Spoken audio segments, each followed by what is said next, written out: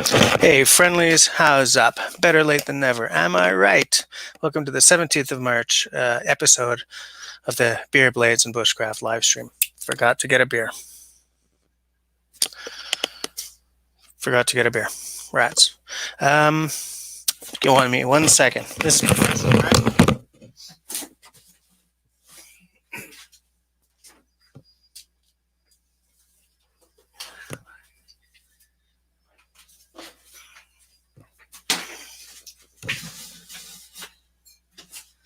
There we go. Forgot to get a beer and forgot to get a glass for my scotch.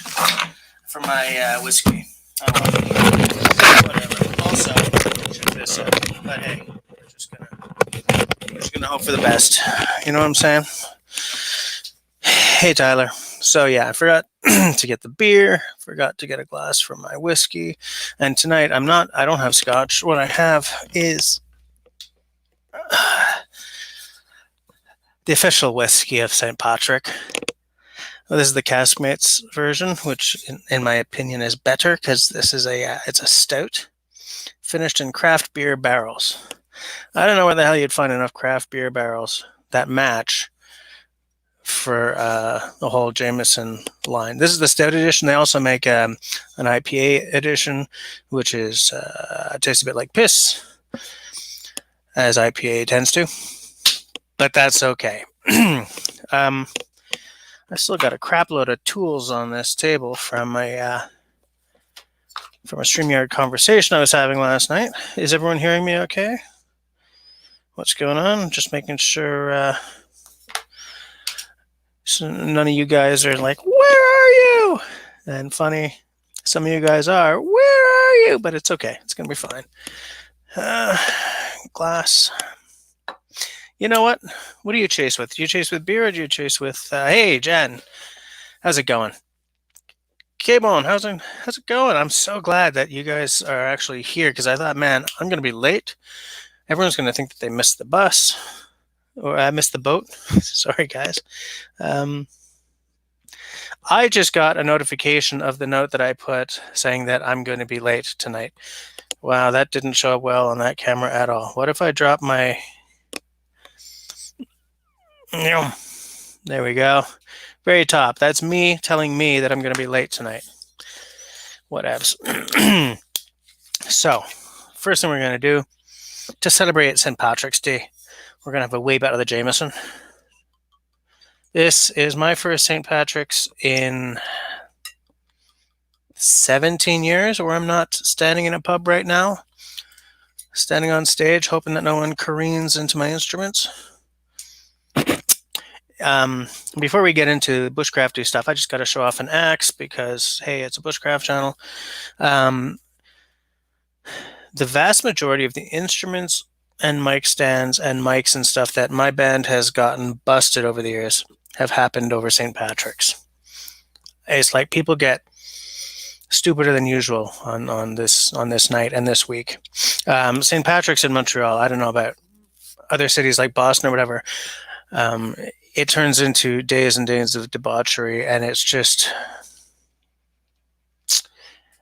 crazy. Hey, Jerry, how's it going?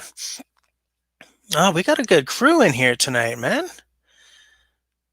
I like how some of the more recent people are just showing up week after week. I'm loving it. And some of you guys have some cool stories to tell, so I like that as well. So I had a plan for this week. It was going to be another panel discussion that was going to have Tyler and a couple of other guys on, but that didn't work out. So that'll be probably next week. So I was kind of left a little at a loss for what to talk about tonight. So I was thinking that maybe we can talk about a little St. Patrick's reminiscing on my part. That's not very bushcrafty, though. We could all get scared with each other over COVID-19 if you want, but I do want to say about that. I have unsubscribed from 3 channels this week because of channels who I watch a lot using their platform to spread fear, uncertainty, and doubt instead of telling people to come together or follow what the World Health Organization says, or like instead of spreading calm, 3 channels I watch a lot have been spreading fear and getting all, they're stockpiling ammunition and stuff, and so I'm not supporting them anymore because I think that this is the wrong time to pull that crap. This isn't like an Obama presidency.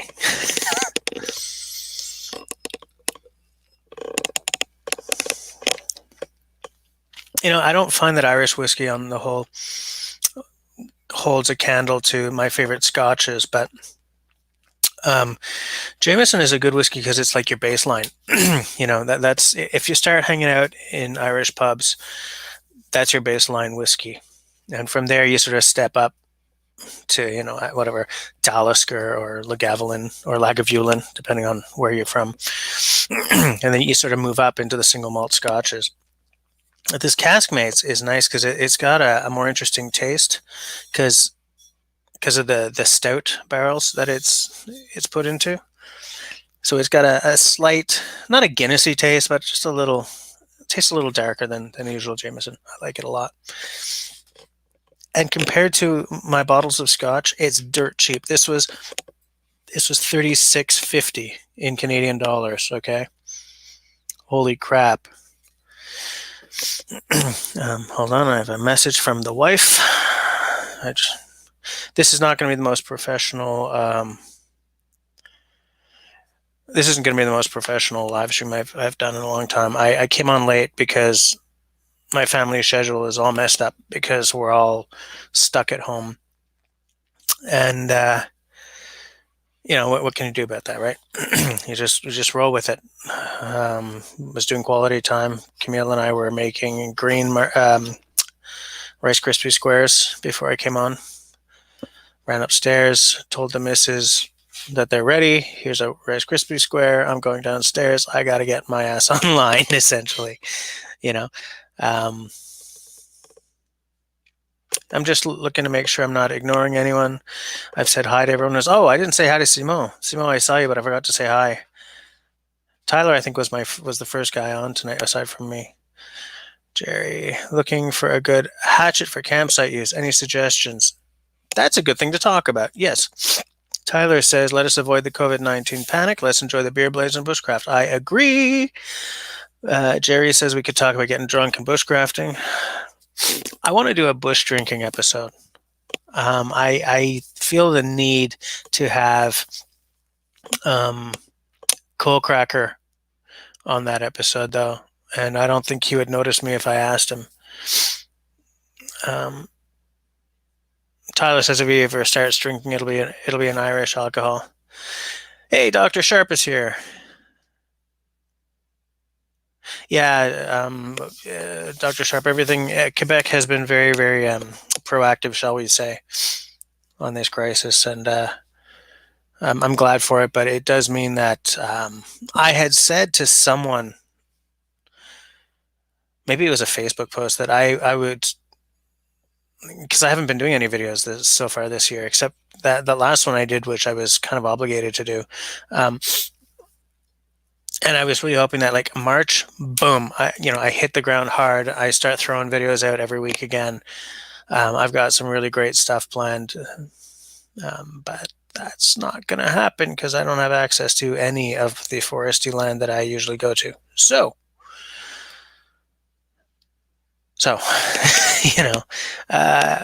Dr. Sharp's got a good scotch supply. Yep. Yeah, you got to get those basics, right? What do you guys think would be a good hatchet for camp use? My problem is, like, I know some really, really, I've got some great stuff, but what I tend to spend on axes, excuse me, when I'm not, oh no, it's a dry cough. When I'm not getting a head, like a vintage head, and throwing a handle on it myself, my taste is pretty expensive. Like this comes pretty damn, this is over $160 Canadian, And this, by the way, is a remarkable camp hatchet. It's transitioning from hatchet to axe, I find, but it's got a hatchet eye on it. I don't particularly think that people who are looking for a good camp hatchet need to spend that kind of money, though. There are people who are very happy with Estwing. Okay. There are people who are happy with. Almost no one's happy with those little Coleman things you get at whatever Canadian Tire or Walmart. But what I'm saying is that you can get a workable tool for not a lot of money. What you're paying for when you get up to this kind of price on the wall behind me, or where's my tiny little hatchet?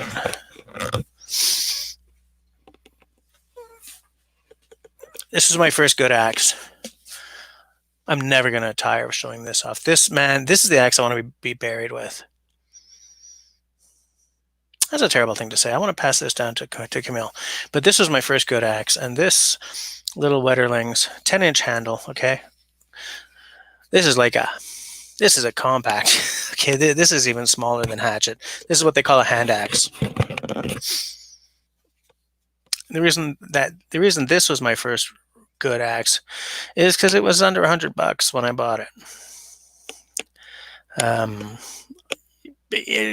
For a long time, there were these and Gransfors were like the Beatles and the Rolling Stones, right? You liked one or you liked the other, and very few people like them both. I like them both, but I really have a soft spot for Wetterlings, and I was broken up when they stopped making axes under their own name.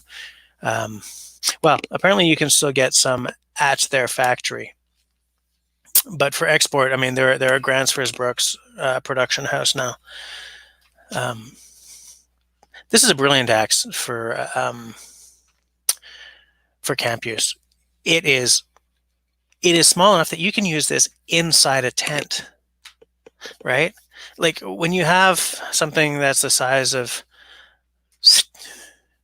one of those, say that one there, that one there, okay, I got it. Or those two there, or even my small forest axe, wherever that may be. Oh, it's up there, but it's off camera. If you're sitting in like a hot tent or something, okay, but you still kind of got to watch what you're doing. This little boy here, you get down on your knees, you get close to your kindling, and you can just whap. You can just go. It's like using a hammer. You're not going to be worried about catching it, tearing the roof out of your tent or anything. It's a great size. But it was $100 axe, The Gransfors of this size is even more. And I like Haltefors makes one, or I guess they're called Haltbrooks now. If you're in Canada, they're still sold as Haltefors, and if you're in the States, they're Haltbrooks, I think.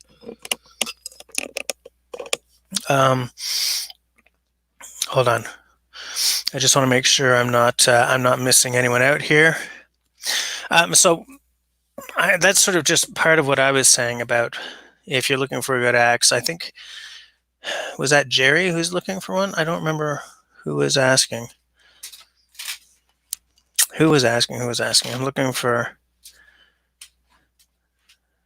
Oh, well. Whoever it was it K-Bone? Crumbs, who the hell was asking? Excuse me. By the way, the reason I'm using this is because I did not have time to set everything up. Oh, yeah, it was K-Bone. I mean, these guys on the side chat here, any of these guys will know what makes a good hatchet anyway. Wooks, I don't know Wooks axes. I've only sort of seen one because of the Axe Junkies Facebook group. I do believe there's someone in this basement, possibly looking for my attention. Hey, Martin's here. How's it going? Tenenbaum also? Yeah, hold on, guys. There's a knocking going on.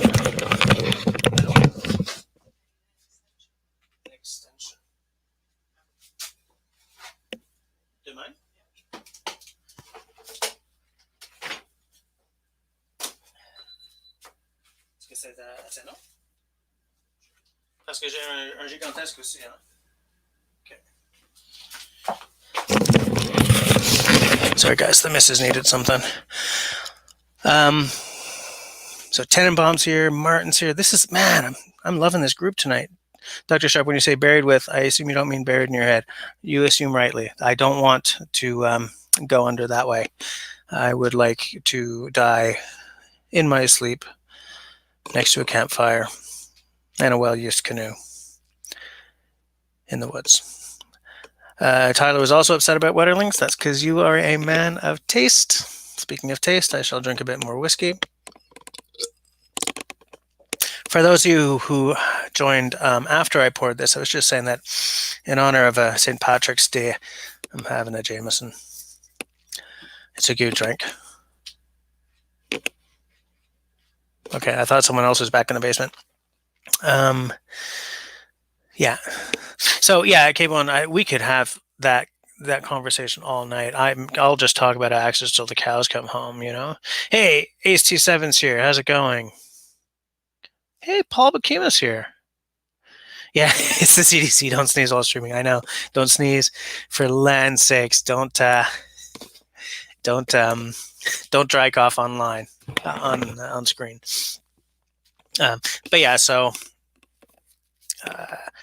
that's why I'm using this instead of my usual setup. I don't know, how does this sound compared to my usual, big mic and contraption?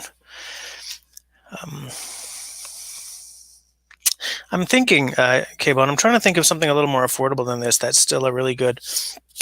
I kind of hear good things about marbles, but I don't know. They're not as good as they used to be. But I hear they're not as bad as I think, and they're affordable.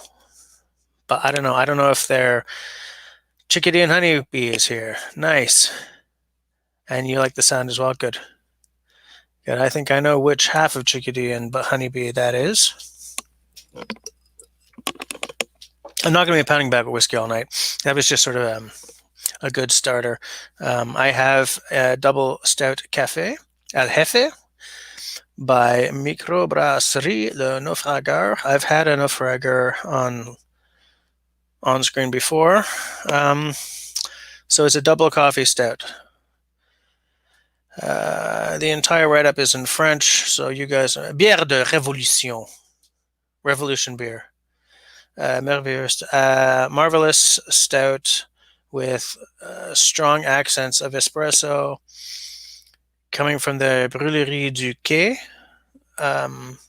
The coffee they use is El Mero Mero, which means Grand Patron, so big boss, I guess. Was selected for its profile,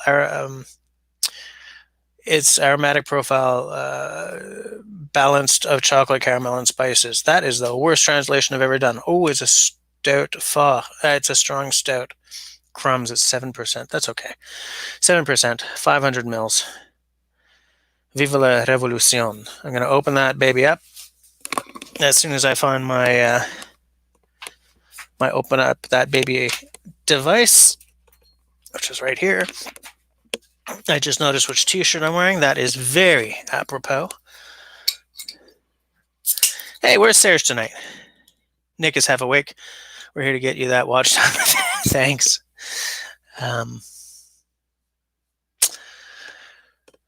Good crowd, sounds all right. My voice sounds like it needs a bit more bass. Okay, then. Had to crack out the whiskey. Need to clear your congestion. Whiskey isn't good for that. What are you drinking tonight? Jan.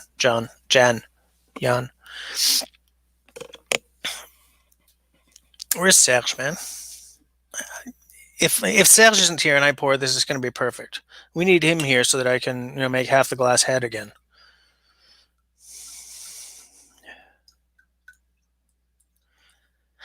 I notice that not many of you guys are giving K-Bone your opinion on what would make a good camp hatchet.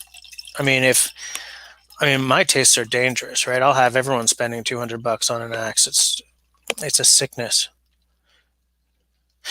I find that when people ask those who are very into something what they should buy,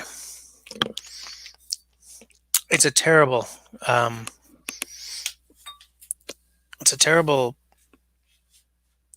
situation, possibly, because if you ask me what axe you should buy, I'm gonna be like, oh, this is so exciting, this, oh man, Craig Roos did a great job designing this. It's only $165 Canadian, you know? When I used to work in a computer store, obviously peopled by people who are very into computers, and someone would walk in, I need a computer for writing papers. And the worst thing was if they walked in with their boyfriend who was really into computers, because he was invariably a gamer, and he was like, man, you need this and that and power and power and power. And they didn't need power and power and power. And so, I would sort of try to step in and say, writing papers, a little bit of web surfing. Okay, let's tone it down a bit.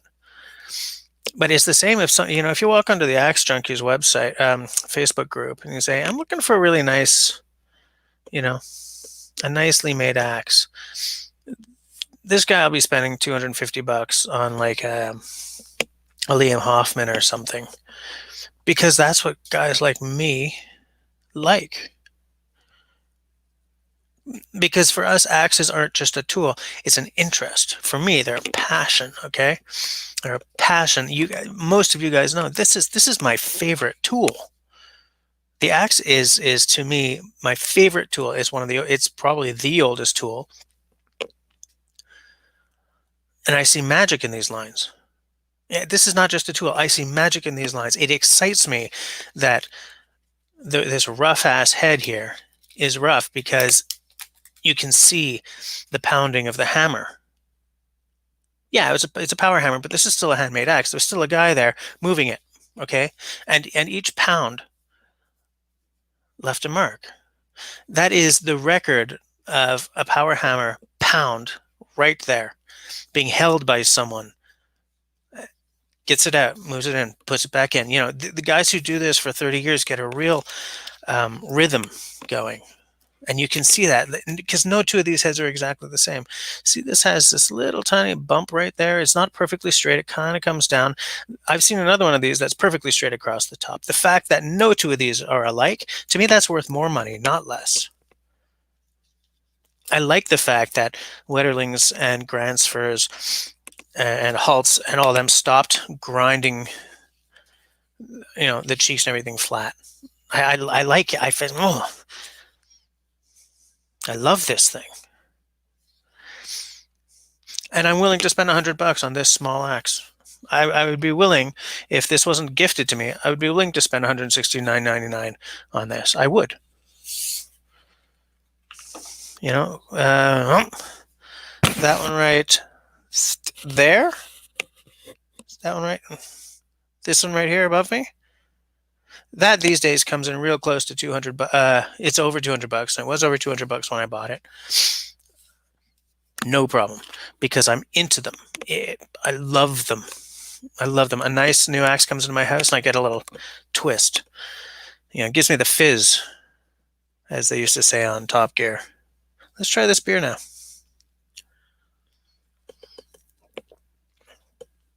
Oh, the first hint of the espresso was in the nose, and it transfers right into the taste. A little more acidic than I was expecting, but it's still a really nice. Yeah, that's good. Let me just take a look. I had to crack of the whiskey. Sorry, I spelled wrong. You meant Wetterlings. That's fine. That's fine. If you can find one K-Bone, they're really good. They're getting really rare. Like, you'll probably have to go used. In which case, if you're on Facebook, hit up the Axe Junkies Facebook group. It's a private group, but they'll let you in. Fireball Cinnamon Whiskey. Ooh, that sounds hot. That is a proper dark beer. That's proper, all right. That's a double coffee stout for you.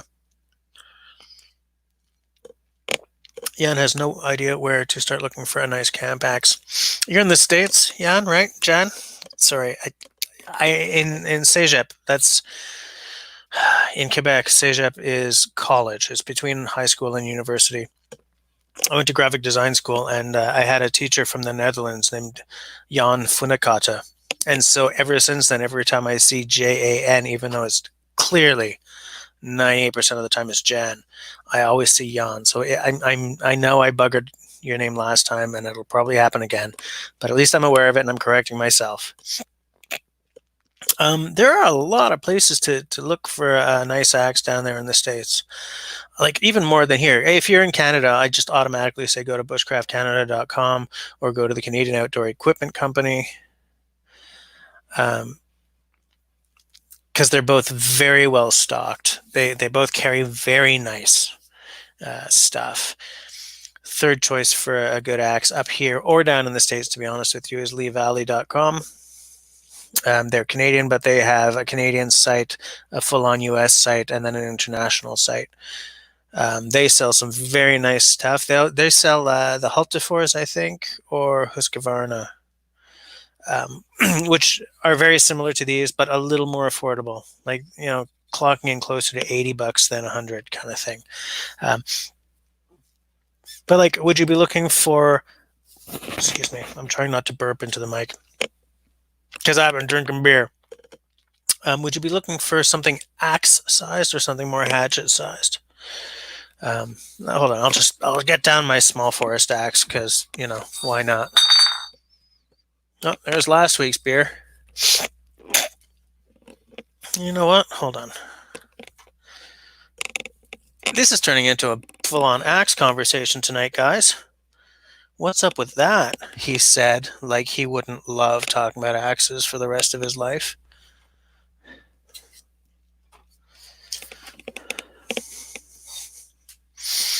I believe that, man, holy crap, I'm getting fat during this holiday period. He said holiday like that's what's going on. Just trying to avoid the COVID-19 panic here, folks. I think my most expensive axe is this one. This one cost me like $320 once you worked in the exchange and everything. This is not a camp axe, though. This is a dedicated carving axe. Gonna do a review. This is a carving and camp axe. This is called the Camp Carver, okay? It's under $200 in the States. It's downright, it's not affordable, okay? But the thing is, this Woodcraft is one of their premium lines, right? They also sell, Council Tool makes some very nice, very affordable axes as well. So you don't have to go the $100 or $200 range for a good Council Tool. I mean, if you're in the States and Made in the USA counts for you, then look up Council Tool. You can get like a boy's axe or whatever for a way less than this in their more affordable lines. And their more affordable lines don't lack in quality. They lack in the extra steps, the extra fit and finish. They're still very nice axes. If you're just looking for something to use around camp, then that's probably the way to go. And they do some hatchets as well. K-Bone.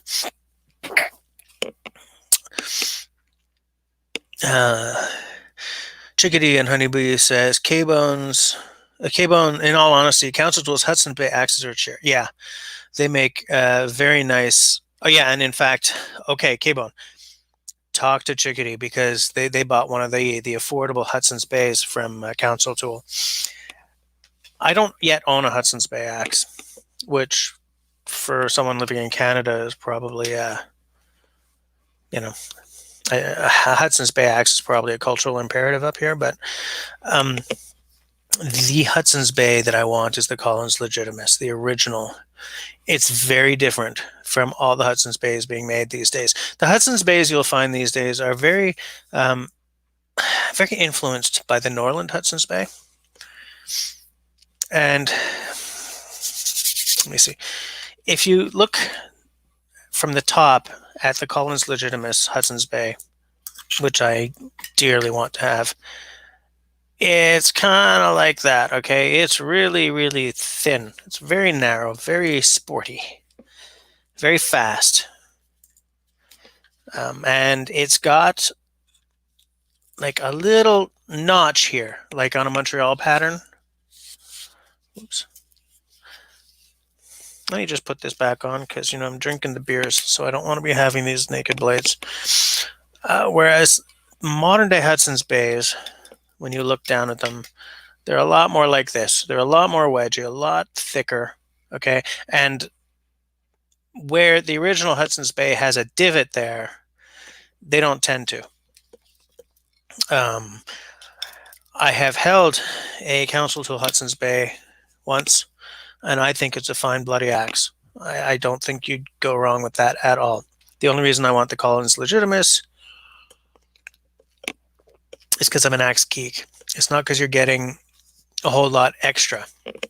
In fact, if you get the council tool one with the slightly more wedgy profile, you're getting a better splitter than the original council tool, than the original Collins Legitimus. Absolutely.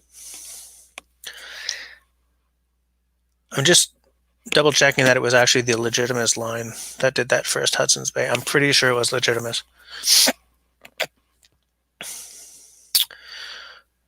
Doctor is here to hear about things like axes, which is good. Nicely made axes are expensive, serviceable, and nicely made are different for us. Yeah, well, that's the thing, right? You don't need a beautifully made axe to have a serviceable axe, especially if you don't mind doing a little work on it yourself.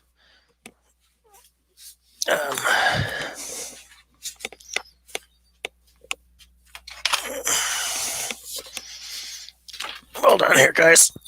Let's just get this bottle out of the way. This axe is a very serviceable axe. Needs a bit of work. It's not a nice handle. Very slab-like. Okay. In fact, it's a little loose. The wedge is aluminium, or whatever those metal wedges are. I mean, this is clearly just a drop forged, cut off the back there, grind it off. It is a 2 1/4 pound, and I don't know, the maker's mark is an M. I have no idea who made this axe. It's got like a circle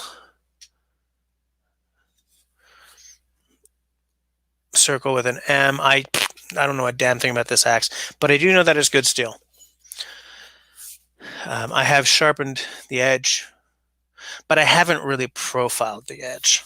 There are two reasons for that. One was just time. Two, I've had that axe for a while, and I hadn't really restored a whole bunch of axes at that point. I'm still not great at reprofiling an entire, grinding away cheeks and stuff, because I'm not set up for that. I've got some nice files and everything, but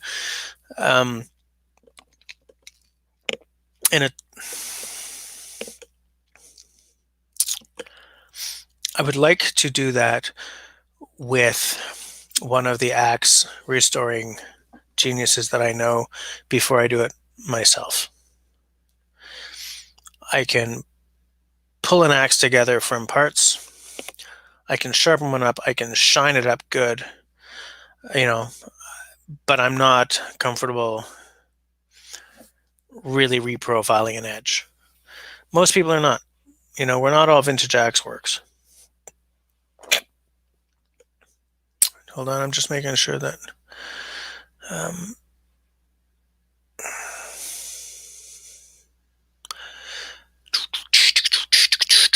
so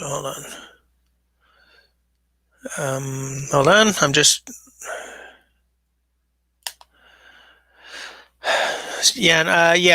sorry, Jan. In the States, if you're looking to buy an axe, a good place to go, crap, what am I thinking of? I think it's run by Craig Roost's brother, Brandon Roost. Oh, what's it called? They're a council tool dealer. Rats. I do not remember the name. I just want to get back to what Chickadee and Honeybee Rustic Works said, right? They said, nicely made axes are expensive, serviceable, and nicely made are different for us, because serviceable means we can make it nice. Nicely made means someone did the work for us. That is very, very true.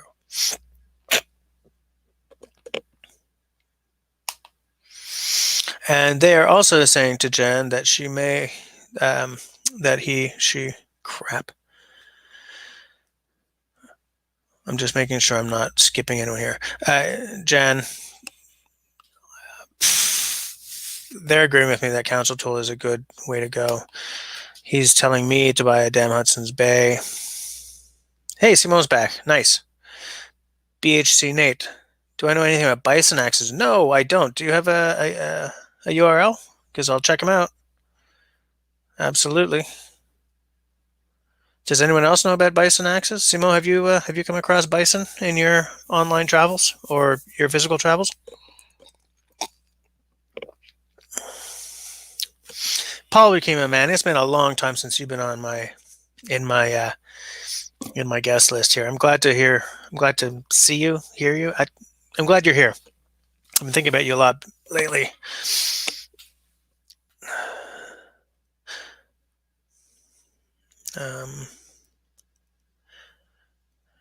Chickadee and honeybee, aluminium hay. I don't know. All right, see you later, K-Bone. Let us know if you get an axe. Speaking of axes, Simo's almost finished with his restoration. That's cool. Can't wait to see that one in action. Oh no, I skipped.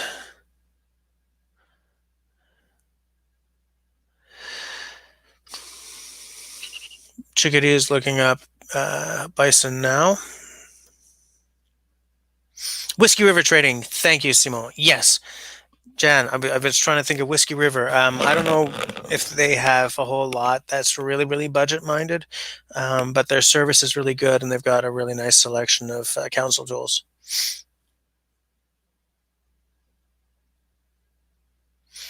Paul, wow, they're announcing a return to school over there. Holy crap! Our government's saying they may just cut off the year now, like Alberta did.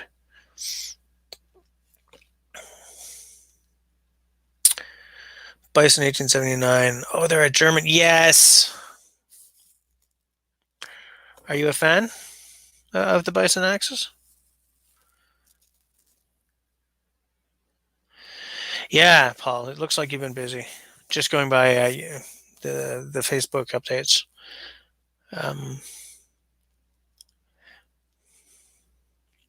Hold on. Am I missing anyone?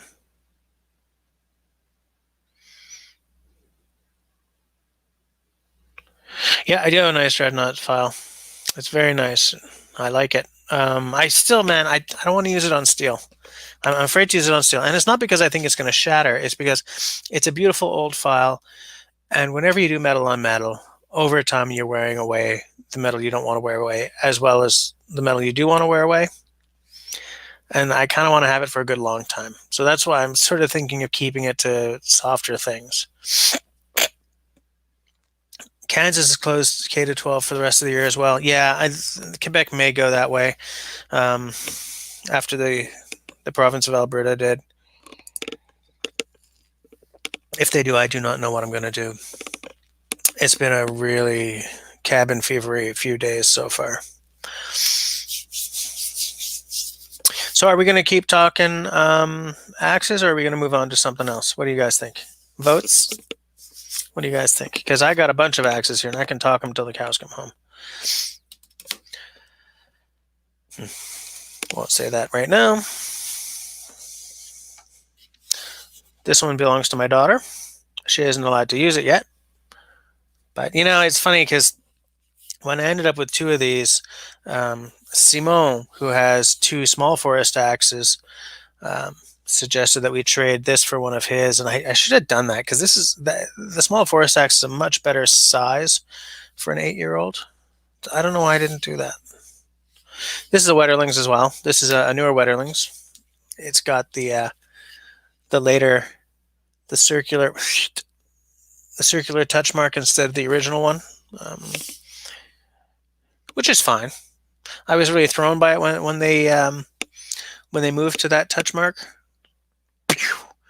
I contacted, I don't remember her name is. I haven't spoken to them in a long, long time, but I contacted them and said, "What the hell are you doing?" And they said it's because with this touch mark, they can pound it deeper than with the old one. The old one, I don't know how many of you guys are real axe people, but the old Wetterlings touch mark on the blades, SAW with Wetterlings underneath, but virtually every old Wetterlings has it sort of fade, and it's because it was more ornate, so it was a lot harder to bang it real good and deep.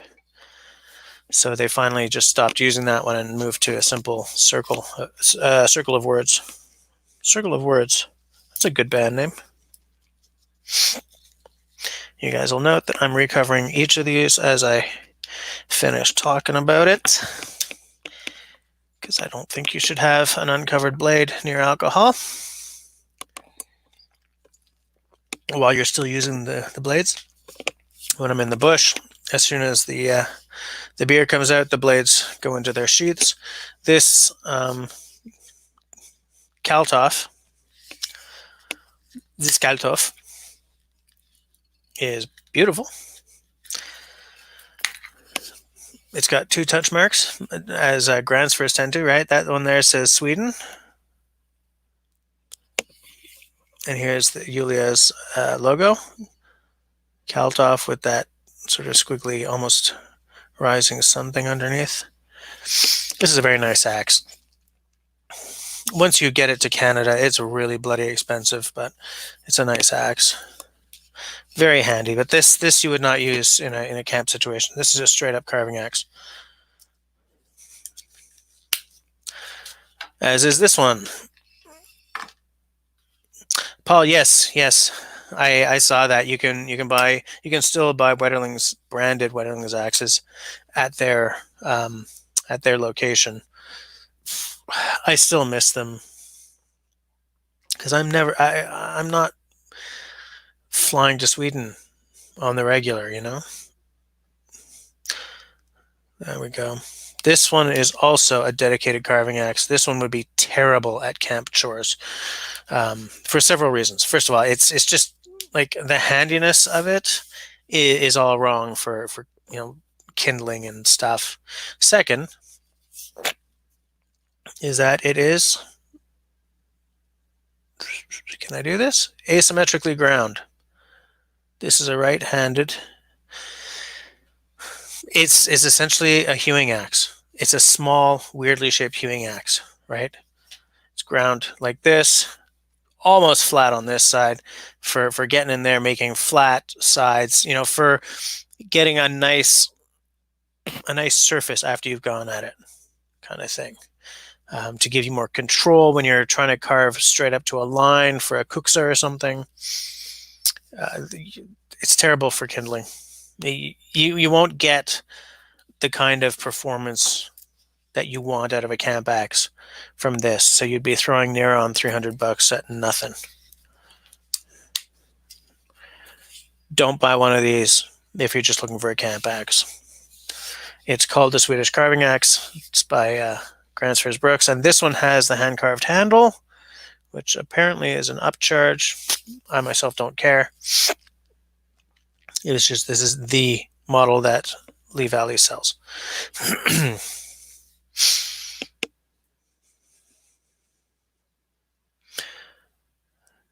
Most of you are saying more axe talk. Chickadee are saying to talk crosscuts, and they know about crosscuts. Oh, and they're saying to use the file.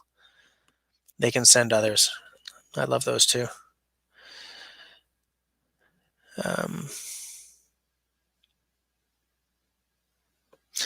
So Paul, they're saying on their website that they can still sell them at their location. That's cool. Because when I spoke to them, when I got this one, the story is, well, I did a video about it, so some of you guys know this, but I won this, and I wanted to source a second handle for it because handles break, and I'm the type of guy who wants the curtains to match the drapes, the carpet to match the drapes. So I wanted to source another handle for it for when that happens. And while I was talking with them and saying, how come I can't find your damn handles or your axes anymore? They were saying, well, here's a secret, but Gränsfors has owned us for a while and they're discontinuing us and blah, blah, blah. I don't remember why I started talking about this. Oh, yeah. So yeah, when they told me that, I was like, oh, are you kidding me? Because I believe that the world is better when there are more companies doing something than when there are less. I think that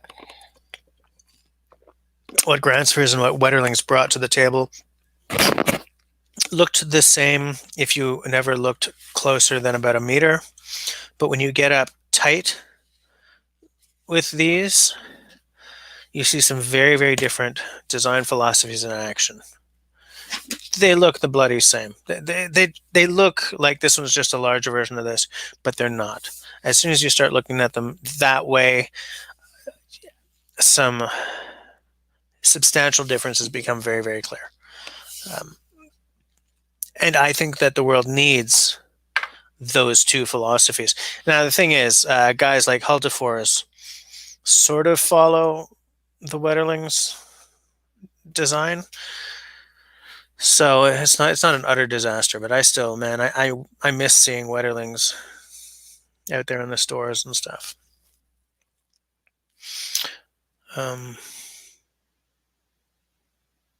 Yeah, Dr. Sharp is probably talking about this one.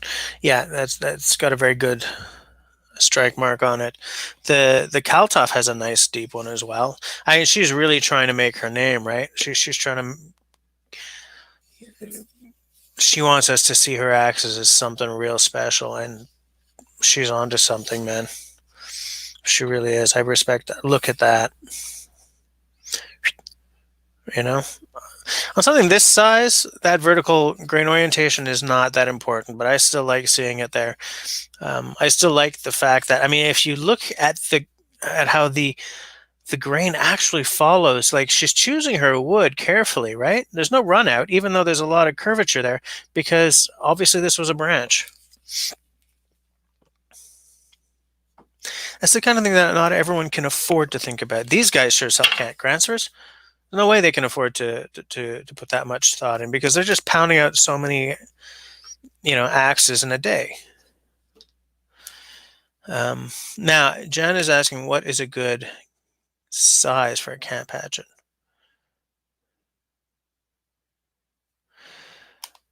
Yes, Paul, I need to get out. My mind is playing tricks on me at this point. Now, Jan, here's what Chickadee and Honeybee are saying. That doesn't really strike me as being camp hatchety. That's more camp axey. If you're just looking for something real small for kindling and stuff, I would say a 16-inch handle. Like a 1 or 2 pound head, 16-inch handle. That's what this is. That's a 16-incher right there. This entire axe. And there's the thing. When someone says 16-inch handle, 18-inch handle, it's not.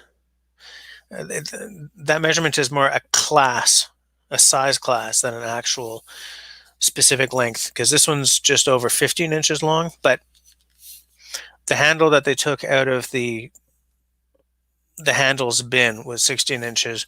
They put a handle on, cut it off. So when you see a 16-inch handle, you're probably getting an axe that's about 15 and a bit long. Excuse me, my sinuses are going crazy on me here, guys. And now, Chickadee and Honeybee are showing off. Yeah, I don't know. Simone is saying that kind of the same thing as they are, and I'm saying if you're looking for a hatchet, don't go that long. I would say 16 is the highest to go. If you want something you can use in a tent because it's raining out or something, go for something with a 10-inch handle, something real small. If all you're doing is kindling, you don't need anything bigger. But if you are going to start, banging on like small logs about yay thickness, whatever, then maybe you want to move up to small forest axe size, right? That's what is that? That's an 18-inch handle, I think. Something like that, 18, 19-inch. I think that's a 2-pound head or a 1.7 or something.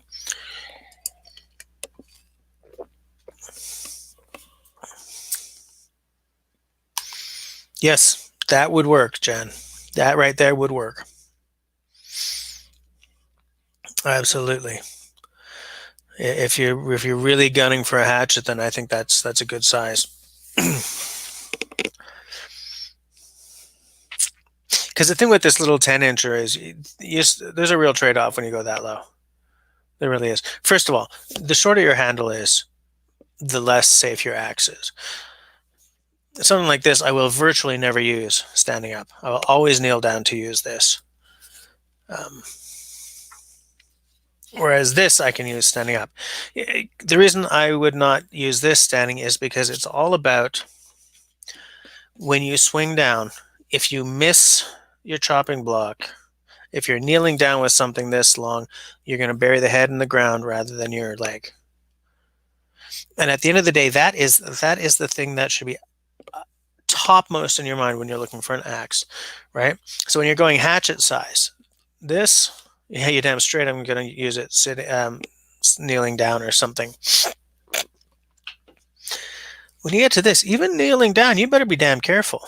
I almost only use this as a carving axe now because I'm using smaller chops, smaller movements. You know, I still love that tiny axe though.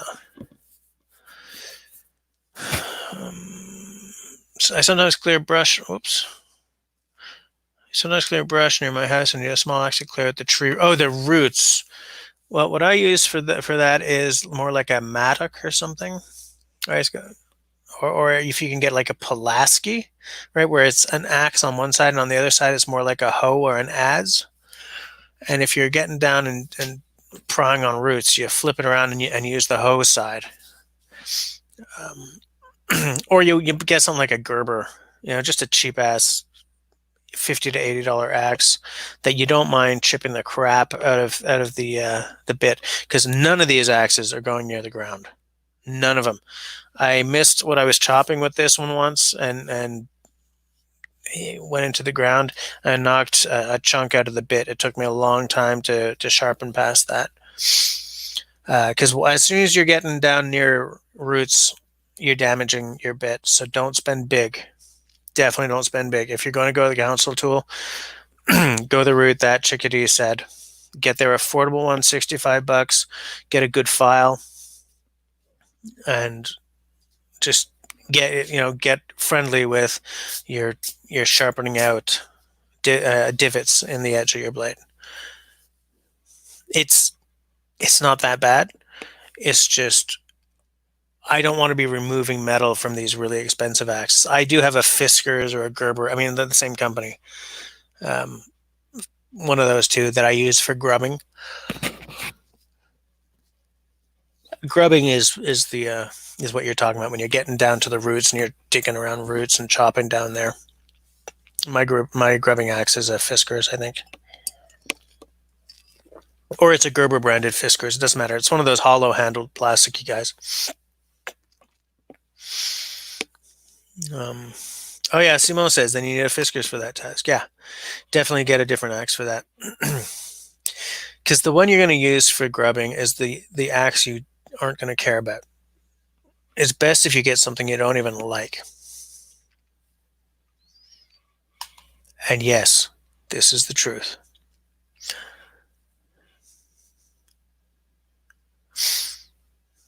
Because one fuck up and you're pretty schmucked. It's okay. I'm not monetized. I spent 5 years working in construction as a summer job when I was a kid. I grew up half in Vancouver and half in Montreal. And when I was in Vancouver, I would work in construction. And every day I saw the results of people not paying attention to safety. I'm not what they call a safety Sally, but I'm very safety oriented in that I think that having seen guys do horrible things to each other, guys with experience, and enough experience to be really, really cavalier about protective gear or good practices.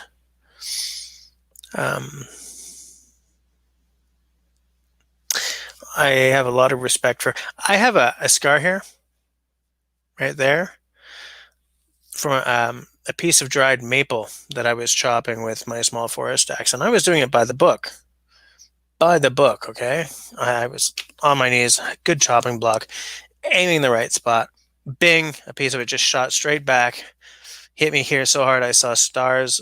I opened my eyes and I was on my arse on the ground, bleeding like you wouldn't believe. Because even when you're playing by the rules, weird stuff can happen. So I like to stack the deck as much in my favor as I can. Hey, outdoors here, finally.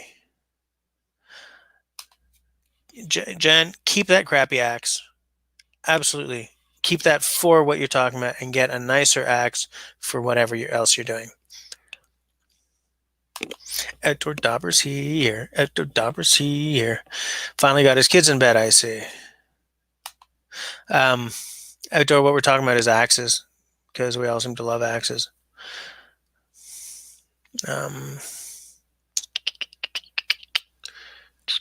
Oh, hey, Outdoor.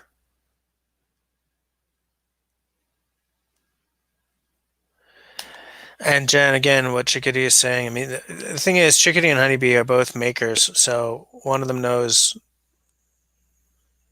about tools as someone who works to repair their own tools knows things, rather than as someone who just swings tools and then buys a new one every now and again.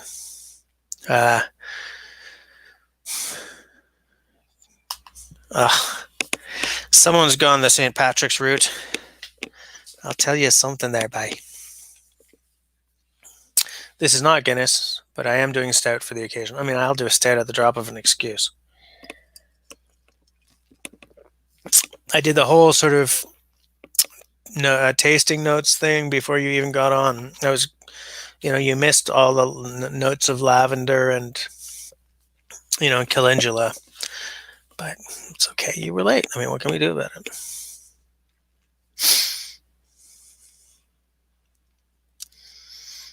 I'm just taking a look, making sure I'm not ignoring anyone here. Not ignoring anybody. Outdoor's got some nice stuff too. Outdoor has this habit of picking up expensive stuff for like 50 cents. Oh, okay, this I want to hear about. Hey, Joe Robinette's here. So everybody be on your best behavior. Joe, I haven't seen that video about Scout yet. I'm kind of afraid to see it because I keep remembering that video I made for you when your buddy there passed. It's amazing the power our pets get over us, eh? Kind of, yeah. But yeah, since I've been thinking about you ever since I saw that video go up. I'm going to watch it before bed tonight. I just have a hard time with that. That kind of stuffs. We're all drinking either beer or whiskey here tonight. What are you having, Joe? I've got me little Jameson Caskmates action and a stout. And we're talking about axes and stuff. My original plan for tonight was to have a panel discussion, but that slipped to next week because no one's available. Actually, Joe's got some nice axes too. Guys, I mean, you guys have all watched Joe Robinette a lot, I hope. It's been interesting to watch your tool evolution over the years I've been watching you. Your axes and your saws and stuff. We both have that Agua Canyon. I don't know where mine is. I've got so much stuff around here. But I think you've got two of them now, or you've changed or something, because the one in your later videos isn't the same color as the previous one. But we... outdoor. Come on, I wasn't exaggerating. Maybe a little.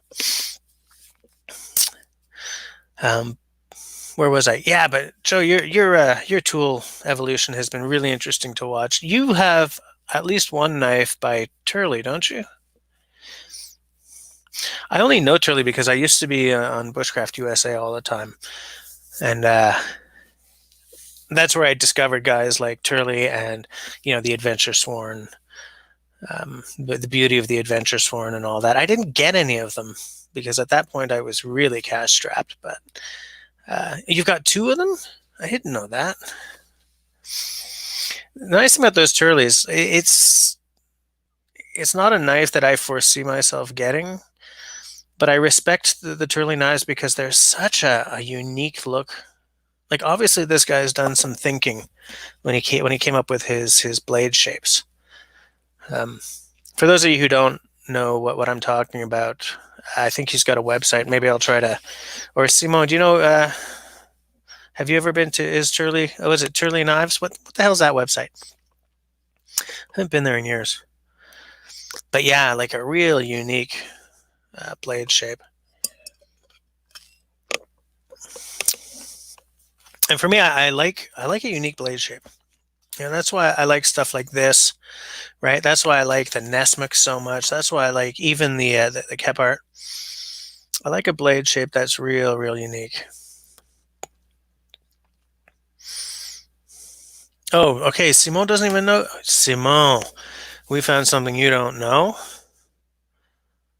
How are we going to live past this? How are we going to get past this, man? I just don't know. So maybe that's what we'll do after this. Well, what I'll do after this live stream is I'm going to go watch that Joe video because I have to. Dr. Sharp, you're out? All right. Have a good one. We'll see you next time. Next week, if all goes well, it's going to be a panel discussion. I'm going to have some cool guys on. It should be Kevin Callan and Pine Martin. And I'm working on one other person, but those 2 have both said they'll be on. So I'll see you next week. Dr. Sharp. Outdoor, they don't blow your skirt up. Yeah, it's a design that is real hit or miss for people, I find. Outdoor, you're actually still on Bushcraft USA a lot, eh? I had to get off the forums because I was spending too much money because I just kept getting gear acquisition syndrome kick into play, and I didn't have the money to spend that much money. I didn't have a good job yet, you know. Oh well. There's only one blade shape in Kanukistan, the Canadian belt knife. I partially agree with you. Partially. But wow, are we already almost 10:30? Oh yes, because I came on a half hour late tonight. This is a 7% beer, guys. So if I'm messing up my language, it's the fault of the booze. It's the fault of the booze. Yeah, I still have to get the Canadian belt knife, the Groman one. I think that's a Canadian imperative. That's a cultural imperative for a Canadian bushcrafter. You should have at least one Groman Canadian belt knife somewhere. Outdoor Dauber is apparently tempering his purchases because you can't afford to be spending $7 on high-end equipment anymore.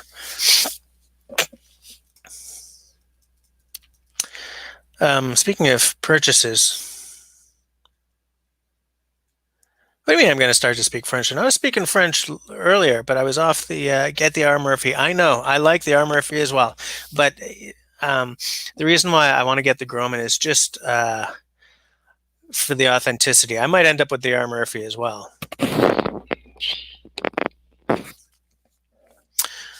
But I don't know. I don't want to. I'm sort of trapped, as I always am. Like, I don't want to collect knives. I don't want to have 40 knives. I don't want to have like 100 axes.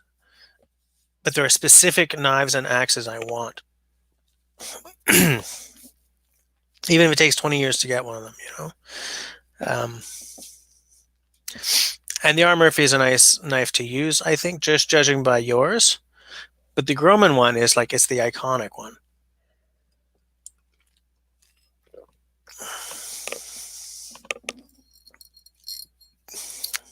There we go. Yeah, the Groman knife kit is it's a good way to get into that knife. And as you guys know, I'm not afraid of handling a knife. I've put scales on a knife before. Oh yeah, okay, Paul. I'll make sure. I'll make sure to get some to get your shipping address. I think I might even have your address somewhere because we sent each other stuff before, haven't we? No, I made you a video and you sent me something.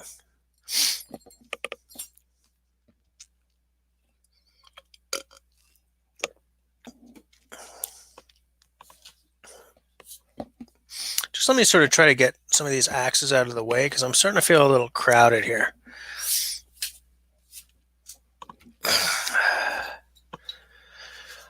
There we go. Okay, now I've sort of cleared the decks a bit.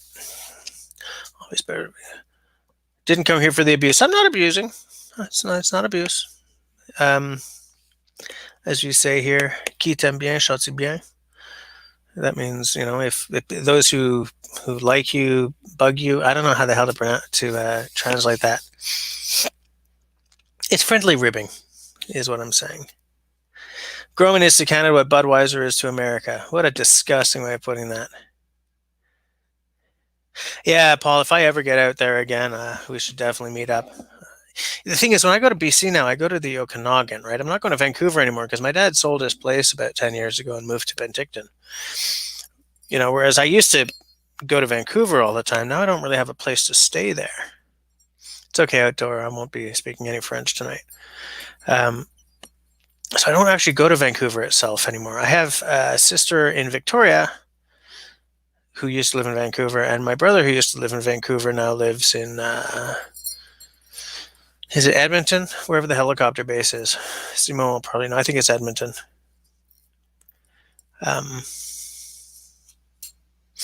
Yeah, if we plan it out right,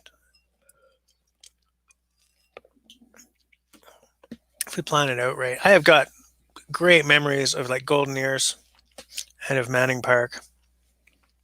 Manning Park is where the road to bushcraft started for me, even though I didn't know it at the time. No, I'm not thinking about Cold Lake. I'm thinking about the whatever that base is right? In Edmonton because I live in Edmonton. Cold Lake, I think that's a fighter squadron up there.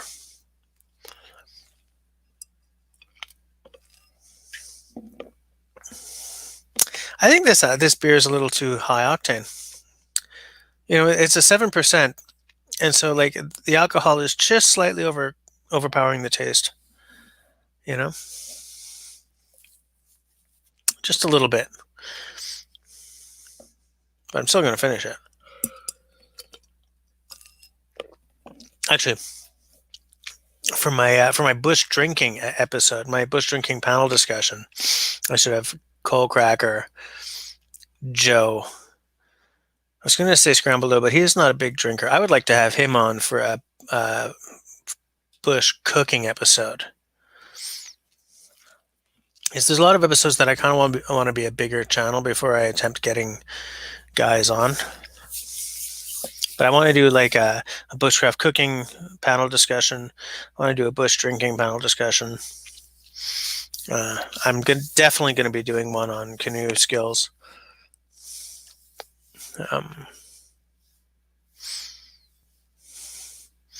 Hey, Fernando. Coronavirus. Paul, is Manning closed, or is it just closed for the duration of the T virus? Wow, 8.2%. Like it doesn't. I used to drink a lot of Unibrew drinks and beer, and they were all like 8 to 11%. But I realized one day I was having a fin du monde, and I realized I didn't have the patience for the high octane. Like there's a flavor that kicks in up there, and it's like the ethanol overpowers the flavor. I find to a certain extent, and I just didn't have the patience for it anymore, and I haven't drunk Unibrew since. And even this, like once you get above 6.5, I'm okay. You know.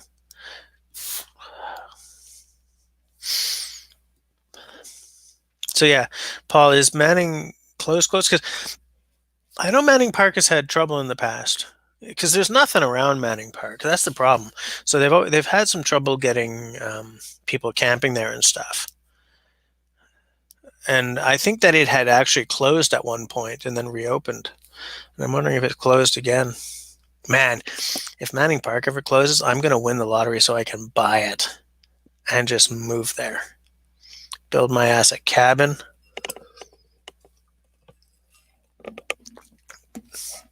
Video the whole thing. Be like a low rent version of my Self Reliance. There's a guy I'd like to have on for a bush cooking episode. Outdoor dauber. That is definitely the Guinness virus. Excuse me while I just put that on screen. Everyone pay attention. Now you know. Now you know what the Guinness virus looks like.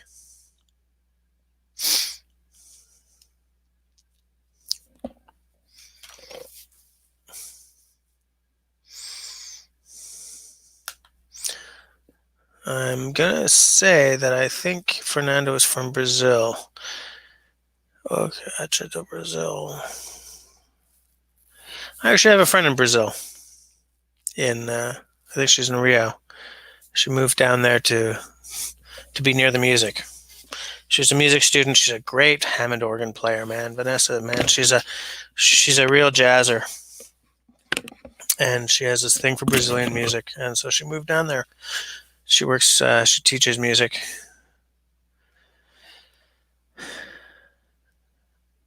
Brother Love, how's it going? I would have a heck of a time keeping out all the through hikers. Yeah, that's true.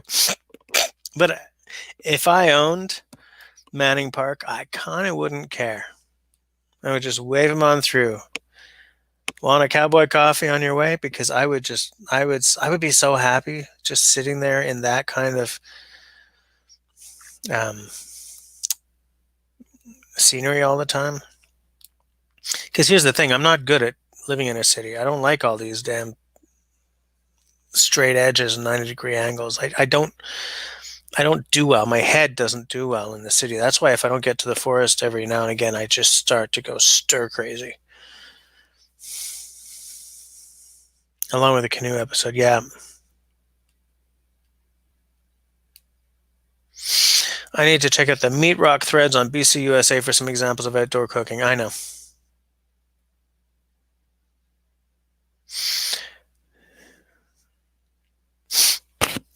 Yeah, it is a beautiful place, man. It is, man, Manning Park. Holy crap. I have some good memories, man. Took us a while to get there, but when we got there, it was fabulous. It's funny because I not to TMI you guys or anything, but I have virtually no memories of my younger years. Virtually nothing. I have just impressions. Sometimes a smell will bring something back, but I don't remember almost anything from when I was like, I don't know. I remember cadets most of the time, so I have some memories of like maybe 13 to 16, 13 to 18 kind of thing, but not a lot there. But I have really good memories of camping. Really good camping memories.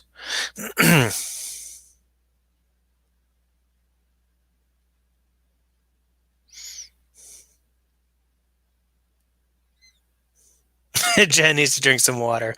It's okay. We'll wait for you, Jen. Yeah, brother love, man. It's gorgeous.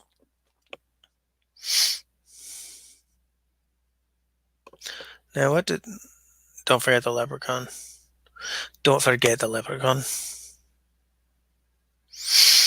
Outdoor man, your son set a snare for leprechauns. Okay, let me tell you, the leprechaun that Camille put out a trap for last night. What did he do? He tried to make a cake in our bathroom sink, left a mess. He tried to cut out some shamrocks and glue them all together on Camille's desk, made a mess.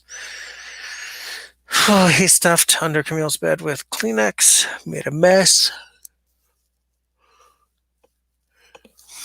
He left her a jar of $1 coins, $1 and $2 coins, but covered them in aloe vera gel, made a mess because it's green. That leprechaun. That leprechaun. So yes, I understand. You've only camped near the lodge. Would love to go to Lightning Lakes and camp in the forest. From where I live, it's about 3 hours drive. Such a nice part of the country.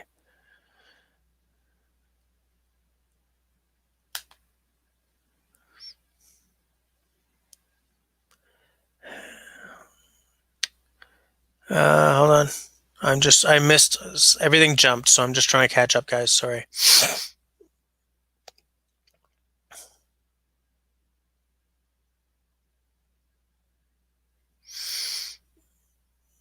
Science question for the group. As soon as I saw the word science, I was like, we gotta see this. Would it be possible to use an induction heater to heat treat knives based on the need to heat it to? I don't know. That would need to be a pretty hefty heater, I think, wouldn't it?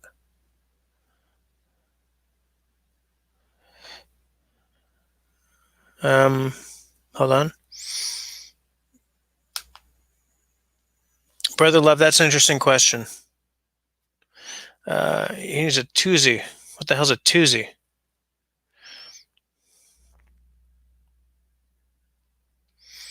You mean like a toonie? The $2 coin? Because we have a loony and a toozy. A loony and a toonie. It's called a loony because it has a loon on the back. It's called a toonie because people were not smart enough to call them doubloons.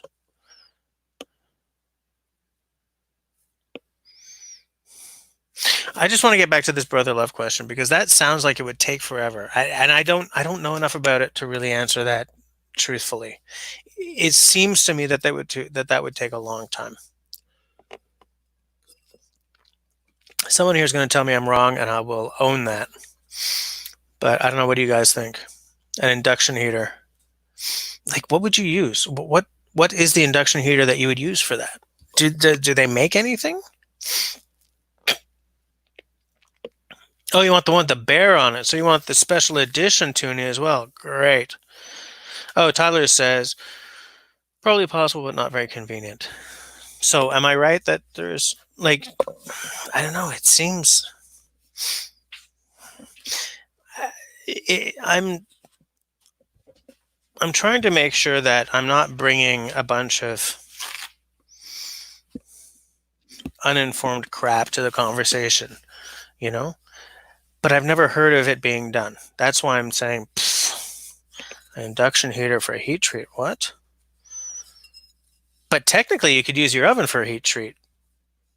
You know, get it up to 400 and blah, blah, blah degrees or whatever and leave it for 4 hours.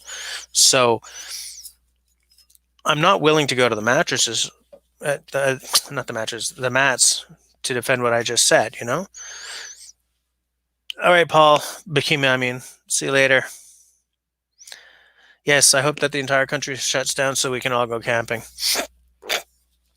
Outdoor Dobber wants a toonie with the bear on it. I'll see if I find one. I'll send it to you. I'll need your address. Oh, piss! I just spilled whiskey on my workbench. Whiskey.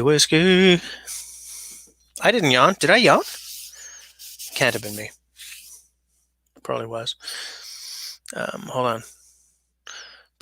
Oh, okay. Mechanics use handle used to heat up nuts and such. It takes about 10 seconds. Okay. This is getting more interesting.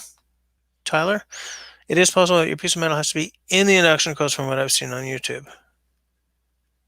Interesting. Okay. So maybe it's not going to take forever after all. Maybe it'll be too fast. Sorry, Jen. Oh, Simone says they are too fast. Yeah, Tyler. Sorry. Yes, you're right. You're right. I was getting my stuff all backwards. I'm having a little whiskey.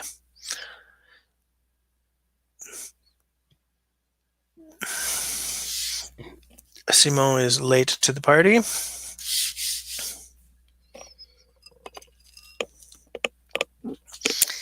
By the way, Paul, I was just being a jerk. The one with the bear on it is not necessarily a special edition one.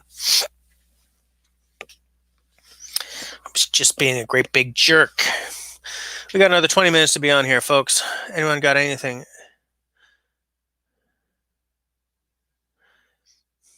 Brother Love is asking a question that I think Tyler is the most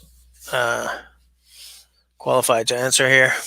I think that's the heat treat, I think.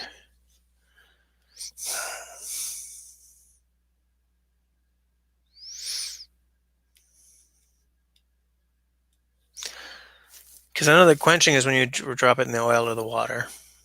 And oil versus water is a whole other discussion. I thought that tempering was the part where you heat it up to non-magnetic and dunk it, and then heat treat was when you put it in the oven. That's what I thought.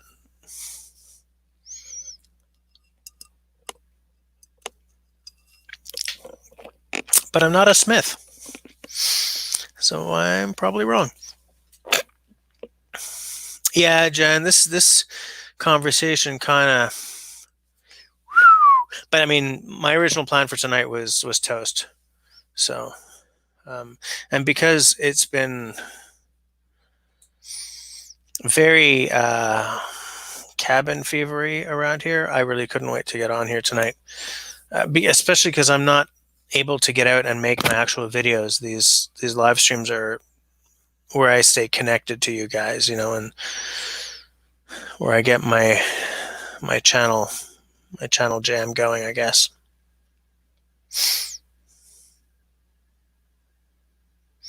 Coffee can forged in a propane bottle. You would obviously line that coffee can with like some kind of ceramic or clay. Oh, I think I've seen a coffee can forge made on the tube of views.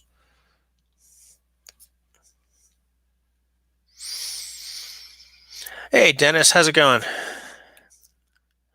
How'd it go tonight? I tried to clock in. I clocked in very, very briefly, but it took forever to get the baby to go to sleep tonight. It was awful. I don't mean it was awful in that it was awful because she was cute and she was trying to sleep and had a whole bunch of trouble getting to sleep. And so she would drift off and I'd be like, yay. And then she'd go, bink, da-da, like, fudge. It took her forever, man. And then I had to make green Rice Krispie squares with the elder daughter. And I just, man, life is hard, man. Life is hard. You know what I'm saying? But yeah, so I dropped in for a little while, but I couldn't stay that long. And loved your hat on that live stream of yours. You were talking about something I wanted to see tonight too.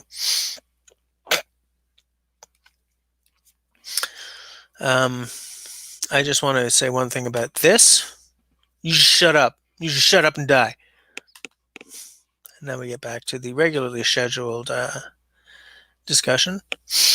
Hey, yeah, man, we've talked about a lot of stuff tonight. Because I told you, I think last night, that my original plan for tonight was to have a panel discussion. But neither of my guests can be here this week, so I shifted that off to next week. So tonight I sort of came on like, well, hi guys, I hope you don't have coronavirus. Happy St. Patrick's Day. And anyone got any questions? And so then that sparked off a whole discussion about axes. Because as you know, I do love me some axes. I love me some axes. I talked about all these axes tonight, and I would talk about them some more. But the people who asked the questions are not around anymore. Well, Jan is still here.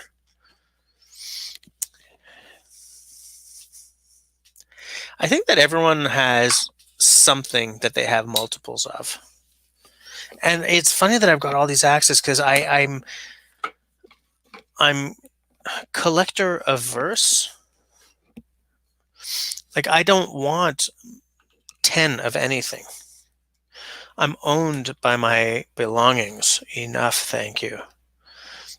I don't want 40 knives. I don't want 40 axes. As I said earlier, there are some very specific things I want. I want a Collins Legitimus Hudson's Bay. I want a bona fide Rockaway. I want to trade in my little Norland saddle cruiser for a different Norland saddle cruiser. But I do want to keep having a Norland. But I don't want two of the same. I don't want a wall of axes the way some people do. I never want to be one of those guys that you see on like the forums or social media saying, I think I might have a problem, giggle, giggle, and you see like 100 of something, whether it's axes or fancy cars or whatever. I don't, because I am naturally a collector and a bit of a hoarder, as you might be able to tell. And I've been trying to stop that for years. I've been trying to off gas the unneeded stuff for years.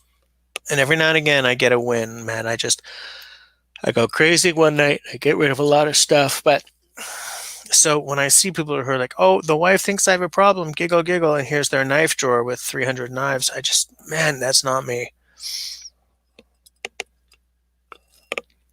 So it's funny how many axes I have. I have two of these specifically because one of them's for my daughter. But I like restoring axes. So by default, I end up with some axes. I sell some or give them away or whatever, but I still have some here that I haven't been able to pass on yet. Just a swinger. No, that does not count outdoor. Um, yeah, Canoe Hound. Dennis. I'm going to rewatch your show tomorrow during the day. I'm stuck in the house. I mean, I'm working from home, and my kids are at home. And my wife is at home, so I'm going crazy. But yeah, I'll rewatch. I'll rewatch it all tomorrow because I was really looking forward to that. Yes, for the daughter. In fact, I would like to just show. I don't even know if StreamYard is showing enough resolution for this to show up. But see, I've got her initials in the bottom of this one. She knows she knows she's not allowed to swing this one yet, but she's inspected it from stem to stern. That's the one actually that I won from the Instagram giveaway that the guys at what's that outfitter in Caribou Provincial Park? The Caribou, the outfitter at the Woodland Caribou Park. What's their name? Anyways, they did an Instagram giveaway, and I'm the one who won this axe. I did a video on it.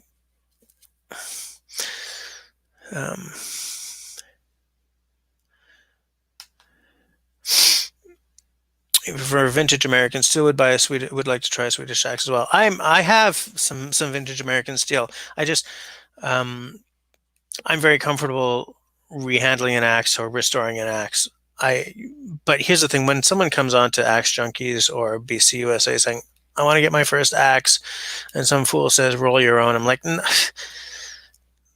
when I first got into axes, I could not roll my own because I was not lucky enough to have a workshop or a father who passed down a bunch of tools to me or the skill to do that. So I never say that your first axe should be one that you've built yourself. Some people come into axes as very handy people already. Fine. But when someone says, I'm looking to buy a new axe, I don't know much, I'm not one of these guys who sort of snarls, roll your own. I always say, if you want something affordable, go for the affordable council tool line. If you want something really sweet, go for something Swedish. If you want to throw your money away kind of thing, get something expensive as your first axe, which I do not condone. But you have to throw that out there because every now and again someone wants the exciting tool up front, and who the hell am I to say don't do it? It's your money, it's your choice.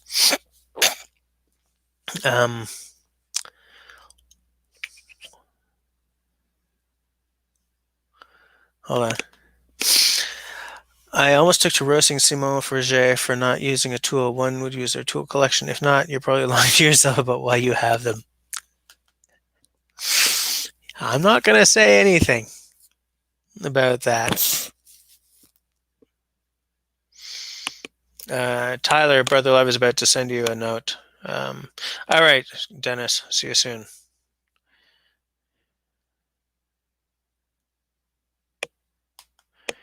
But that's the thing, like if someone's handy or whatever, sure. But I feel that because I was someone who came into Axes without any of the skills or the equipment or the space, it's not automatic to me that someone who asks about their first axe is going to have that stuff.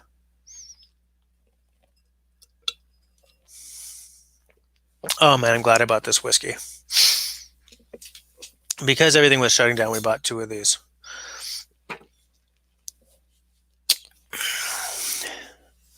And like the thing is, I don't want everyone rolling their own.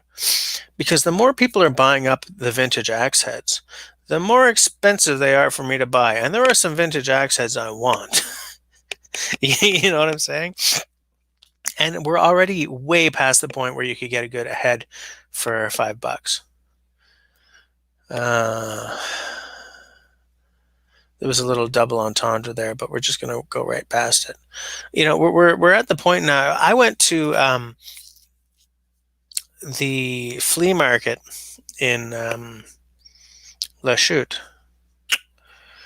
last spring, last fall. It was right at the end of summer. And this guy was selling some really nice heads, but not spectacular heads, good heads, for like $40 a piece. Like, no. First of all, I don't buy a head for retail, right? I'm not spending retail money on a head because I'm going to restore it. I'm going to throw money into it, and then I'm going to ship it off to someone.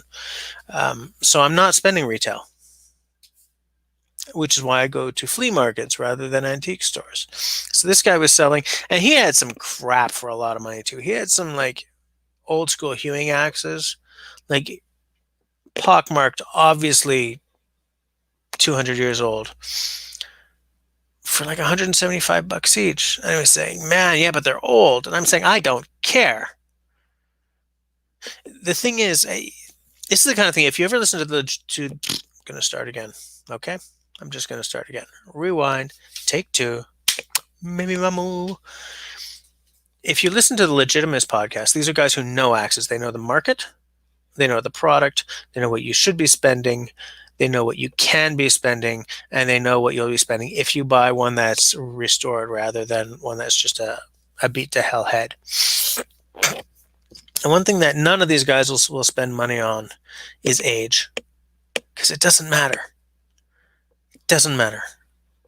It matters if you're looking at something that was from the 80s versus the 30s, but it's really old. That's why I'm charging $200 is a non-starter for anyone who knows this market.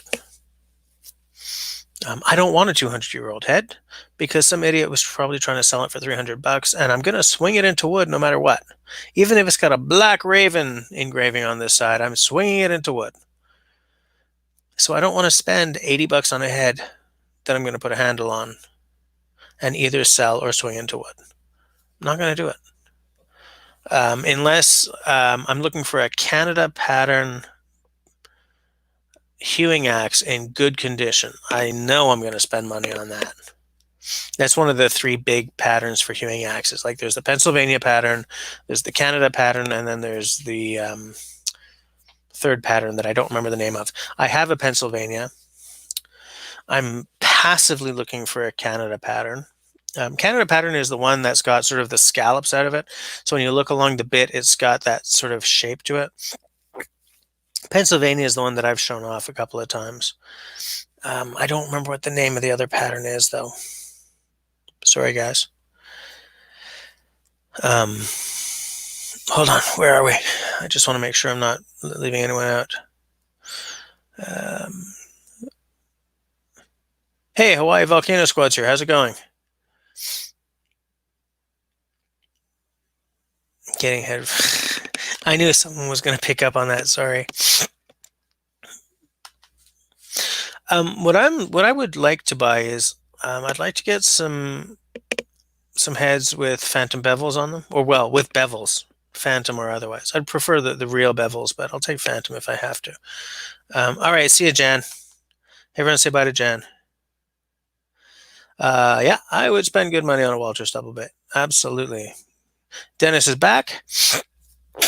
Excuse me. For the last 4 minutes of the live stream. I can go a little longer tonight since I don't have to be up so early for work since I work in my dining room. But anyways, everyone say goodnight to Jan. You have 2 Phantom bevel heads. One of the ones that he was asking, that guy in the flea market in Lachute was asking for was it was a Collins with bevels on it, and I wanted it, but I was not going to spend $40 on what to me would be a $10 or $20 head. And he had an inflated image of what he had on his table, so I didn't do it. If he wasn't going to move, neither was I. So I was wasting my time and his, and I will come across another axe head at some point and buy it. And the thing is, some idiot was going to buy that head for $40. And they weren't even going to know what the hell they were buying. Yes, Brother Love, you can derail again and ask a Hickory question. This entire conversation has been one long derail, so feel free. Epic truth there, Tyler. We're all saying inside, I have cabin fever like you wouldn't believe, man. I am aching for the pines. So let's get back to what Brother Love wants to ask.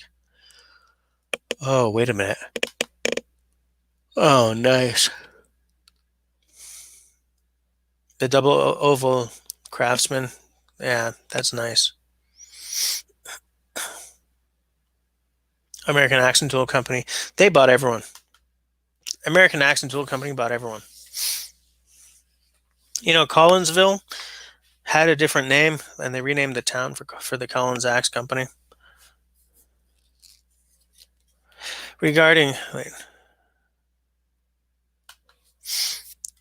national parks, now there are small areas of preserved paradise, which they are.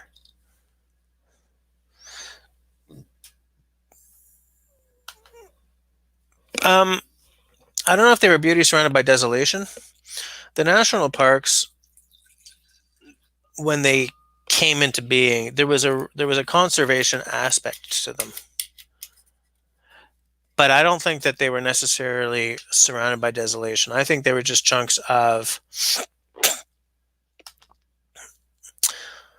Oh, Dauber, don't do this to me. Especially because you'd probably sell it for a good price, and then I'd spend $100 on shipping. Maybe we'll talk about it later, though. Send me pictures. But here's the thing. What do you guys in the States, what do you know about... Because Brother Love is asking,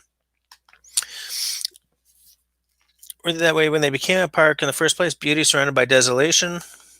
Or were they beauty surrounded by beauty? And I'm thinking, because I'm looking at Canadian national parks, which are virtually all surrounded by beauty, but we're a country where the vast majority of the population lives within 100 miles of the American border, right? So it's a whole lot easier to land a national park in an area that's already not pristine, because nothing's pristine anymore, but that's already forested beauty.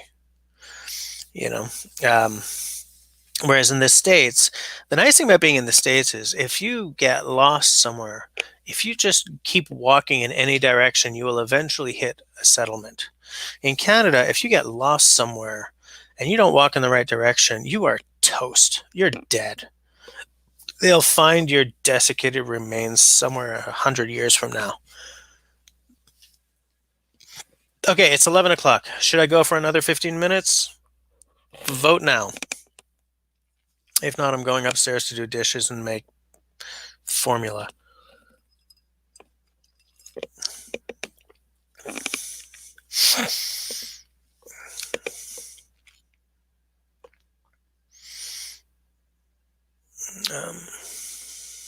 Keep going. And yes, all right. Going to 11 and 15, then I've really got to go. Where were we? So, I mean, to me, a national park, without a doubt, was dropped in an area full of beauty already, like natural beauty. But I don't know in the States. And the first national park in the world was somewhere in the States. I don't remember which one. So I don't know what. So when you ask what, when the first national parks were put in, I don't really know because the very first one wasn't in Canada. We have oh,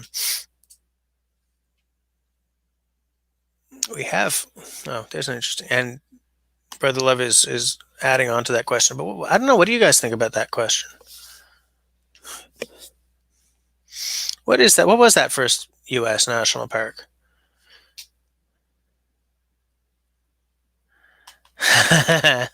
Okay, outdoor. That's true.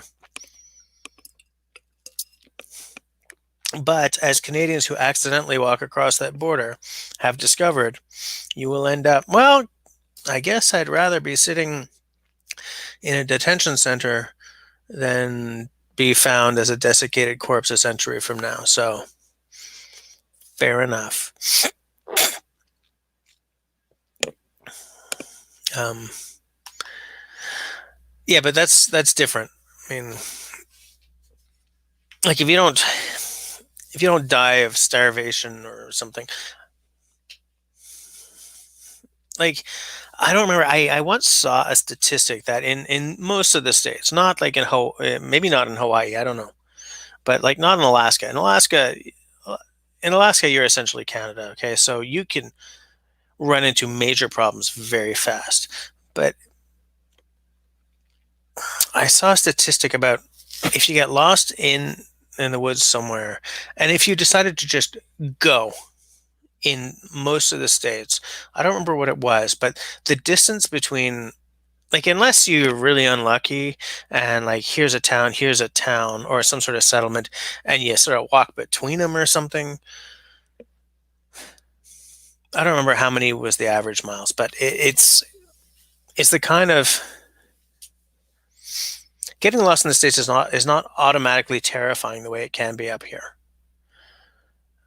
Because if you're in good condition and you just march out, you will hit a road. Might not be used a lot. You will hit a fucking airfield. It's okay, I'm not monetized. You'll hit something. You'll hit something that you can then use to find your way.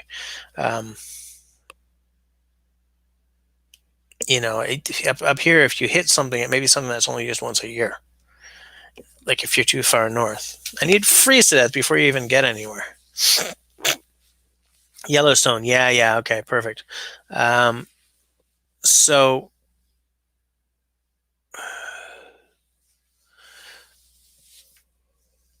I mean, Yellowstone is still surrounded by a lot of nature, isn't it?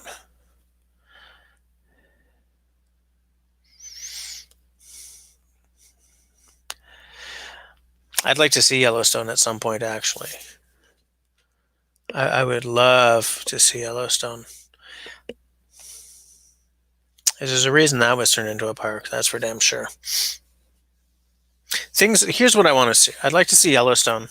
I had wanted to camp the Grand Canyon from the bottom, but since I spoke to Pine Martin about the hike to the bottom and the hike back up, I can't do it because I'm wickedly afraid of heights.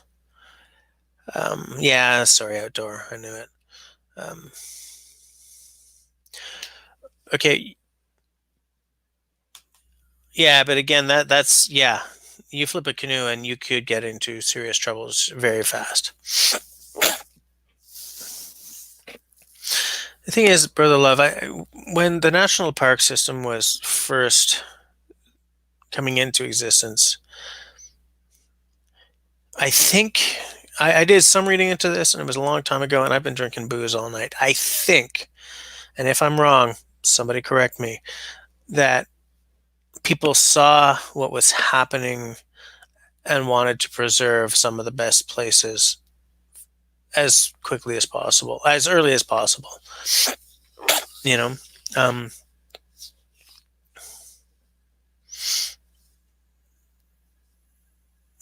And I bet you it was the geysers had a whole lot of uh, had a, I bet you the geysers were the geyser was a big part of that.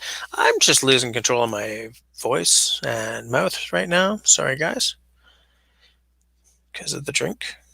So I'm gonna just drink smaller sips. It's St. Patrick's Day, so I'm feeling a little freer with the alcohol than usual. Um,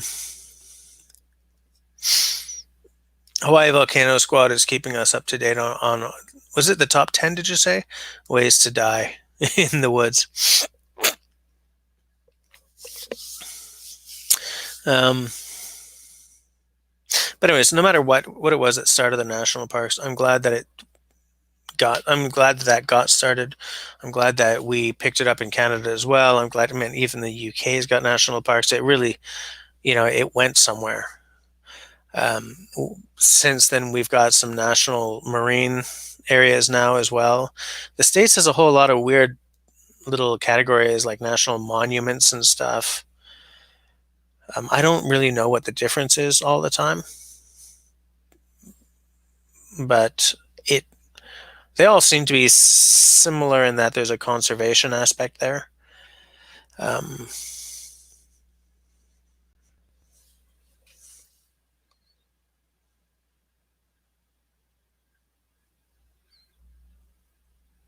where was that? Hold on, I just missed something. Yes, it will. It's totally gonna solve the whole problem. Okay, so stop talking.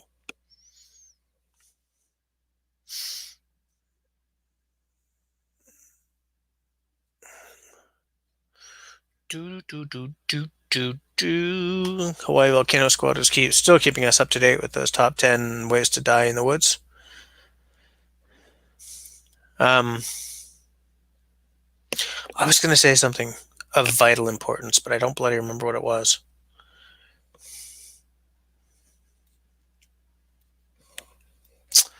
I don't know. I don't bloody remember. Man, I want to get back to making videos, guys. I got so much stuff to shoot. I've got so many things to shoot. I haven't oiled this even. I haven't even oiled this since it came because I want to shoot a video on it. I've shot half a video on this, but I can't get to my usual woods to shoot the actual review part. Um, the most dangerous of all, Hawaii. The most dangerous of all. Boom. Bot bot mot. Hi. We're only on for another like 7 minutes, but welcome. 6 minutes. Sorry. Wow. I have no idea. Can someone do a quick translate for me? Because of course I can't. It's stupid to be hosting one of these. Get the though. This is frustrating because I have a friend who lives in Brazil, and I wish she was on this podcast, this live stream. Look up Google Translate.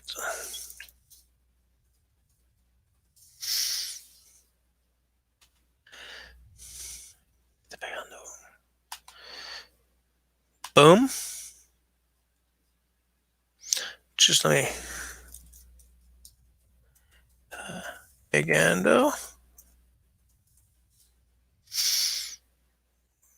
What are you catching?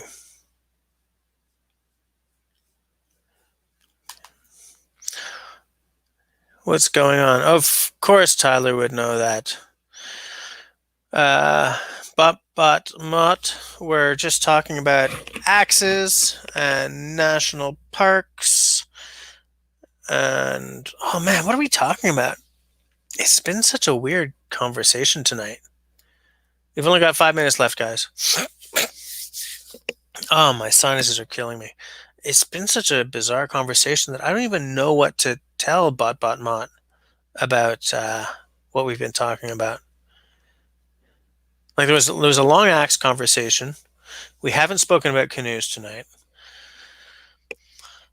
Talked a bit about.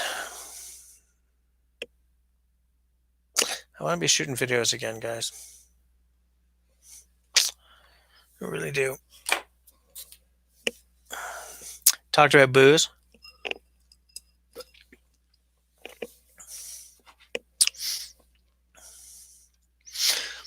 All right, brother love. See you later. Pie and ice cream in your future. That's the best quarantine ever. I made green Rice Krispie squares tonight with the elder daughter. Yeah, brother love, man. I gotta be making something soon. I don't know what, man. This is going a little stir crazy here. Going just a little stir crazy. So see you later, brother love. See you next week. Next week is the panel discussion. Estamos falando de parques nacionales. Okay, so Tyler is talking about national parks and conservation of nature. Oh, you're telling, and there's 5 minutes left. Okay, you're telling Mott about what's going on. Okay, sorry. Yeah, I like it when Brother Love comes around. He's always got some cool stuff to ask. I wonder if he'd actually come on as a panelist at one point. Next time he's on, I'll ask him. Next time. 3 minutes left. I will say I'm looking forward to crawling into bed tonight. Excuse me. As soon as I said that, it's like yawn comes on and cannot be denied. And I've sort of gotten to the end of everything I have to say anyway. It's like when I started this, I was like, what the hell am I going to talk about? And someone just asked about axes, and man, if you want to fill the air with sound, ask me to talk about axes. Because I'm going to do it. I'll do it. Outdoor's got a question. What, with 2 minutes left, you got a question? Go for it. Let's hear it, Outdoor. Let's do it. Boom. What's your question? And ask. Could have Outdoor Dauber on for another panel discussion soon, too. He's always got some interesting stuff to say. Ask the bass player about his equipment. Dude, we got 2 minutes left and you want me to tell you about my equipment? Holy crap. You want me to start with the basses or the amp? Actually, it's funny because I don't have... there's a... how much wood could a woodchuck chuck if a woodchuck could chuck wood? Oh, you're funny, Outdoor. Tenenbaum, it's funny because there's sort of a saying in the musician world where like bass players spend big money on amps and heads, whereas guitarists spend big money on like pedals, just pedal boards and pedals and pedals and pedals. And I recently sort of looked at the musicians I know around me, and that kind of bears out. It kind of bears out, Hey, Jackie, you're in for the last minute. Chickadee's got bread in the oven, literally as we speak. Nice. All that waiting just for the damn woodchuck line? Yeah, I know. I had the exact same. My amp is it's a semi. It's got a tube preamp, but the rest of it's solid state. It's made by Ashdown, and it was the last year that they were making that model in the UK before they moved it to China. Yeah, Jackie, you made it just in time to say hi, because now it is 11:15, so now I got to get off. I got to go make some baby formula. It's funny because people are hoarding toilet paper and stuff, and I'm just looking for the damn baby formula, because if we don't have the special formula for my immunosuppressed baby, we are fuced, shall we say. Not to get demonetized. Oh, wait, I'm not monetized. But that's like my main thing. We can survive without whatever canned beans or stuff, but we need that formula. Need it. And it costs a lot, and we spend a lot every week, but that's what I go out looking for. So I'm going to go up and make some formula. And then, is it short there? Yes, it's short. Jack, are you asking if it's hot here? Or if you're asking if we're short on supplies? Because we're definitely short on supplies around here too. All right, it's 11:16. So I'm going to see you guys next week for the panel discussion. I'm looking forward to it. I think it's going to be a good one. I'm very much looking forward to all of you guys having opinions and questions and stuff. And yes, Jackie, they are. Don't get me started. The hoarding is driving me crazy. Oh, is it short? Yes, we're very short on it. Okay. Good night, everyone. Thanks for hanging out. Everyone, be safe, be healthy. Do not catch the virus if at all possible, and I will see you all next week. Thanks a lot. Bye-bye.